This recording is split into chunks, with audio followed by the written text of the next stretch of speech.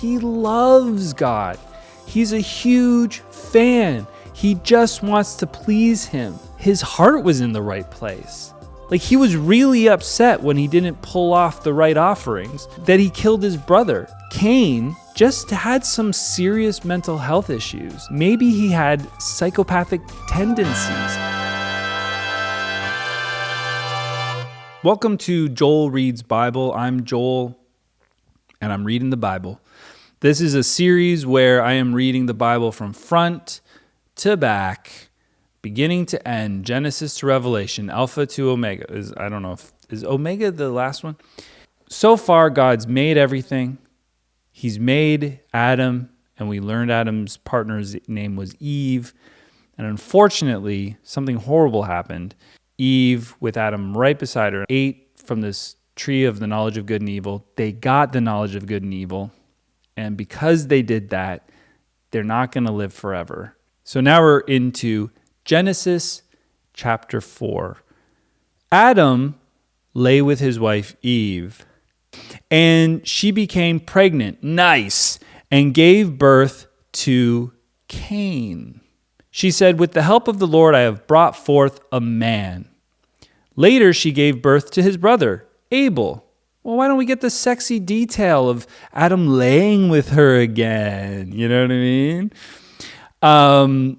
Now, Abel kept flocks, and Cain worked the soil. In the course of time, Cain brought some of the fruits of the soil as an offering to the Lord. Oh, interesting take. So we need offerings. That never happened before. This is new. God is requiring, well, it doesn't say he requires it. Maybe Cain is doing this of his own free will. But Abel brought fat portions from some of the firstborn of his flock. Nice. The Lord looked with favor on Abel and his offering, but on Cain and his offering, he did not look with favor. So Cain was very angry, and his face was downcast. Then the Lord said to Cain, "Why are you angry? Why is your face downcast?" I love this because it's like the God character is sort of like speaking what the narrator just said. It's something that would happen comedically. I think Arrested Development has done a similar joke. But like, Cain was very angry and his face was downcast. And the Lord said to Cain, "Why are you very angry? Why is your face downcast?" It's like, it's comical. "If you do what is right, will you not be accepted? But if you do not do what is right, sin is crouching at your door. It desires to have you, but you must master it." At some point, we have to assume that the Lord told Cain and Abel and Adam and Eve how to do offerings, how to do sacrifices. We don't know this yet. The narrator hasn't told us, but he must have told them. And God loves fat animals. How do we feel about plants? Not so great. You know what I mean? And it could be that Cain wasn't bringing the most plump corn. You know what I mean? It might have been that the tomatoes were a little bit lean. He may have been saving the ones that he knows are going to be delicious and that's in the salad. But these ones are for you, God. God's like, listen, you'll be accepted if you do what's right. Cain knows what that is. Sin is crouching at your door. So this is so interesting. Sin is external. This is the first mention of sin. And it's crouching at your door. It's an external force. It desires to have you. The first mention of sin doesn't say, sin is inside you and you are a sinful creature, etc. It says, sin is crouching at your door. It desires to have you. You are fighting against the external force of sin. Sin, by the way, has desires. Sin is something with, by the sounds of it, an intelligence. I accept that this could be poetic license. It might not be what sin actually is, but this is the first mention we have of sin. And I'm sorry that I'm harping on about it. To understand what sin is, like, this is the book for it. Sin is not a thing outside of religion, and it desires things. Now, Cain said to his brother Abel, "Let's go out to the field." And while they were in the field, Cain attacked his brother Abel and killed him. That was quick. I'm probably going to bring this up more than once, but a lot of Christian stuff, they love to throw around the idea of family values. This is the first family, right away, murder. I mean, I've got brothers. They're not this bad. Let's just say that. He attacked him and he killed him. And that's over some jealousy. But what's so crazy about it is that Cain is angry and downcast because God doesn't like his gift as much. He's like, why didn't he like it? He wants God to like him. He wants to please God, but not there to actually do the right thing. And he is going to kill his brother. They're inbred. That is part of the problem, I think. They're inbred. They're not smart. They haven't thought it through, And I think part of it might be that sin was crouching at his door and it got through and it desired to have him and it had him. He did not master that sin. They do not think. They don't reason very well. They just... So they're a lot like Christians, I guess, in that sense. But, that's a pot shot. That's a pot shot. I don't mean that, sort of. Then the Lord said to Cain, "Where is your brother Abel?" So this is God. He's done this before. God is cheeky. This is part of the character of God. Is like, all right, let's see if he lies to me. Asking questions like this, it feels a little bit like a test, which I always thought of as, I think of testing as sort of gaslighting, but where is your brother Abel, Cain? I don't know, he replied. Am I my brother's keeper? So Cain is like, and he thinks he's getting away with it. I'm guessing we're going to find a lot of situations where you'd think people would know better.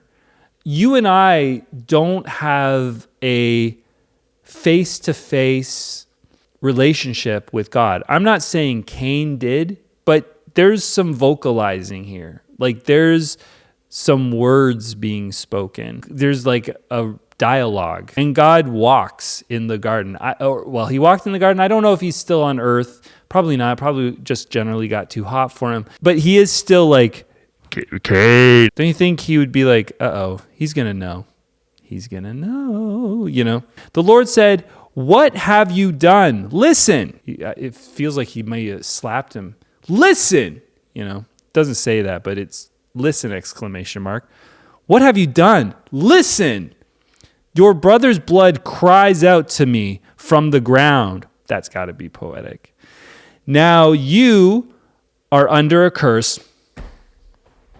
I cursed your mom. I cursed your dad. I cursed the serpent. Now I'm cursing you. I'm sorry, Cain, but now you are under a curse and driven from the ground, which opened its mouth to receive your brother's blood from your hand. When you work the ground, it will no longer yield its crops for you. You will be a restless wanderer on the earth." Sorry, bud. You were not even a great gardener, by the way. Gotta tell you. I wasn't pleased with what you were doing, so it's no great loss to me. You can now try all you want to water the geraniums. They're not going to grow. Okay, buddy? Sorry. But now all you're going to be doing is wandering. I don't know what he's going to do for food. Probably just get livestock, which is better anyway. Cain said to the Lord, "My punishment is more than I can bear. Today you are driving me from this land, and I will be hidden from your presence." He loves God. He's a huge fan. He just wants to please him.